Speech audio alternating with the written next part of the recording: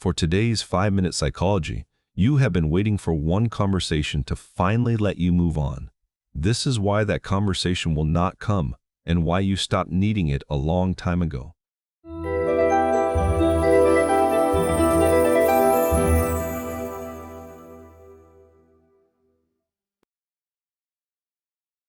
You are not waiting for an answer. You are waiting for permission to stop. You keep waiting for them to explain.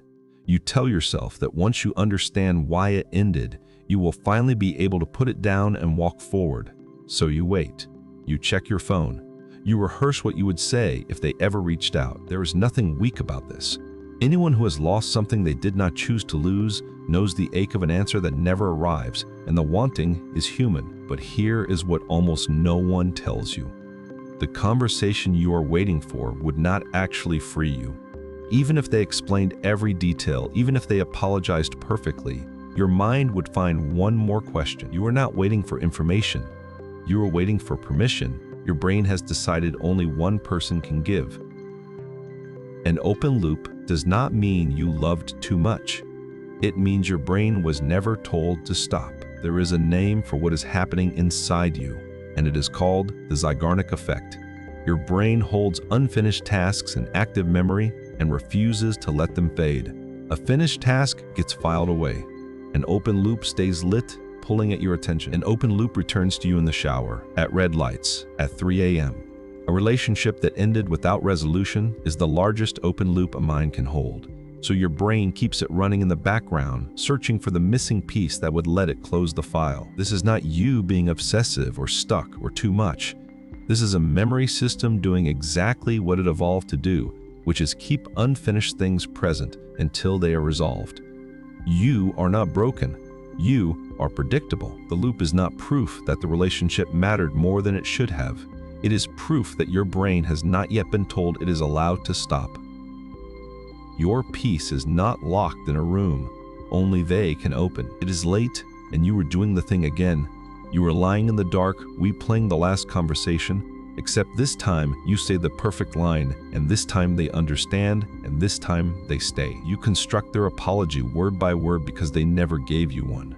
And when the imagined scene ends, you feel the same hollow drop you always feel because none of it was real. Underneath that ritual is a belief you have never said out loud.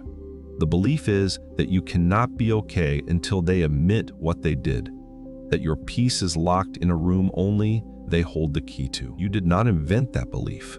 Somewhere early you learned that your feelings were not valid until someone else confirmed them, that you needed a witness to your own pain before it counted. So you have spent years outsourcing your closure to the very people who hurt you. Here is your permission. You are allowed to validate your own experience. You are allowed to call it real without their signature on it. You can spend years winning arguments with someone who is not in the room. First, you rehearse conversations that will never happen. You argue with them in your head while you drive, you draft messages you never send, and you win debates with someone who is not in the room. Second, you keep collecting evidence. You reread old messages, you check their profile, you ask mutual friends for updates, all under the quiet hope that one more detail will finally make it make sense. Third, you measure your healing by their behavior. A good day depends on whether they reached out, and a bad day is triggered by their silence, so your peace rises and falls on a person who is no longer choosing you. Each of these is the same loop running, asking the same question, waiting for an answer that was never going to be the thing that set you free. Closure is not the conversation you were owed. It is the one you finally have with yourself. So tonight, when you catch yourself reaching for the phone to check, stop and do one thing instead. Say it out loud in your own voice to the empty room. Say what you wish they had said.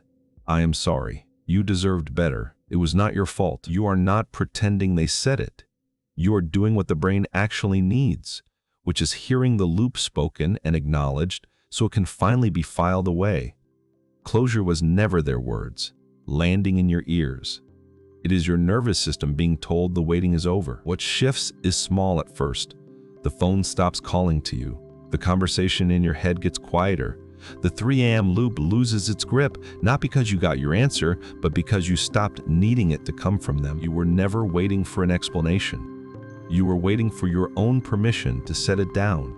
And that is the part no one else was ever able to give you anyway. Closure was never something they could hand you. It was always something you were allowed to choose.